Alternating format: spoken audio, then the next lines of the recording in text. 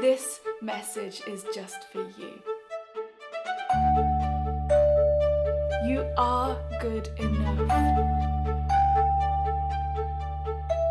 This is the episode for you. Everyone tells us that we need to be confident in our language and confident when we're learning our language. But what does that actually look like? Hi everyone, I can't believe that I haven't done this episode already because I am the Language Confidence Project. It's all I do, it's all I think about, and yet I haven't done an episode yet that says what does language confidence actually look like. So today we are fixing that.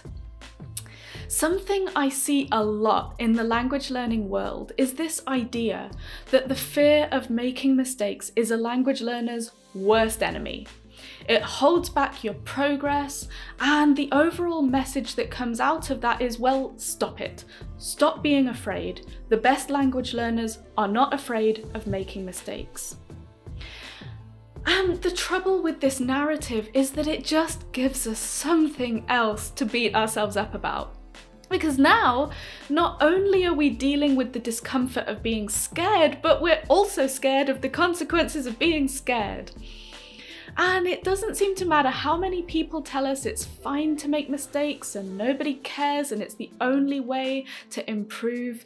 It's just not a feeling that goes away like that. And so today I wanted to pop in and remind you that it is okay to be afraid of making mistakes. And that with that fear on your shoulder, you can still go out and you can still learn your language. Because here's the thing. Language confidence for so many of us doesn't look like the complete absence of fear of making mistakes. So many of us do it scared, at least some of the time.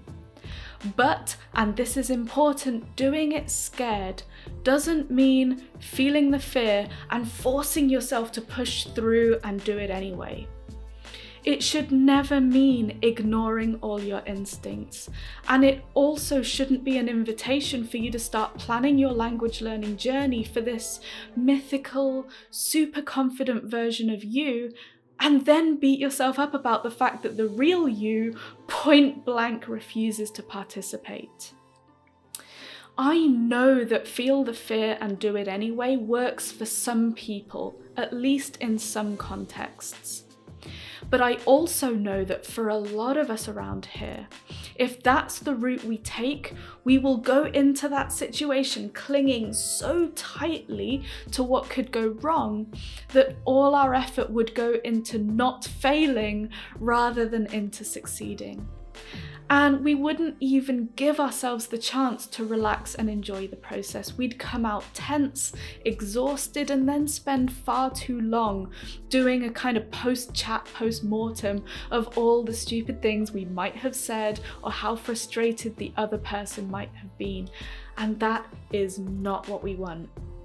The thing is, language confidence and speaking confidence, this isn't a once-in-a-lifetime skydive that we're psyching ourselves up for. We need to grow into this as something that we're comfortable enough to do, day in, day out, week after week. So what does it look like? Well, for me, language confidence means two things. One, it's internalizing the message that your language is valid, even if your conjugations are a bit wonky, even if you get the genders wrong, or even if you only know 2 tenses. Your language is valid, even if you have to start a sentence a few times over to figure out how to string it together. It's about realizing that the communication was still effective and that you don't have to wait until your language is perfect before you can use it. Because actually, the only way you can refine your language skills is through using them. And the second thing for me is language confidence means allowing ourselves to feel our fears. I really emphatically do not believe that the key to really mastering our inner life is ignoring everything it tells us.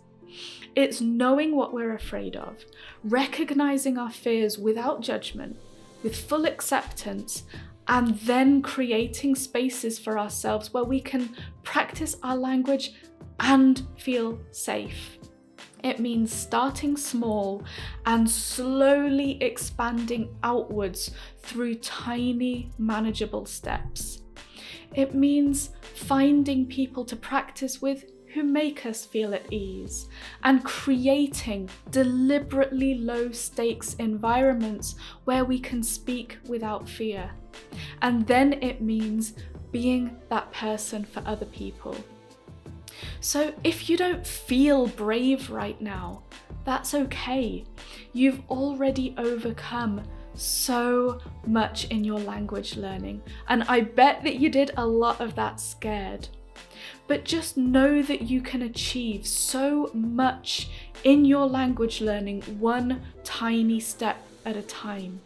You never need to force big leaps when you're not ready. So listen to what you need, look at what you want, and then use that to figure out ways to get there that still feel right for you. Language confidence really doesn't mean squeezing your eyes shut and taking massive leaps into the unknown. It's about bringing in everything you know about yourself to find the one next step that you know you can take.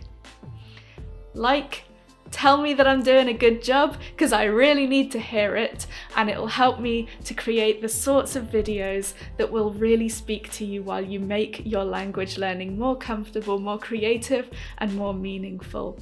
Let me know that this resonates with you, because that way I know that I'm doing what you need the most. Have a wonderful day, and I will see you back here tomorrow.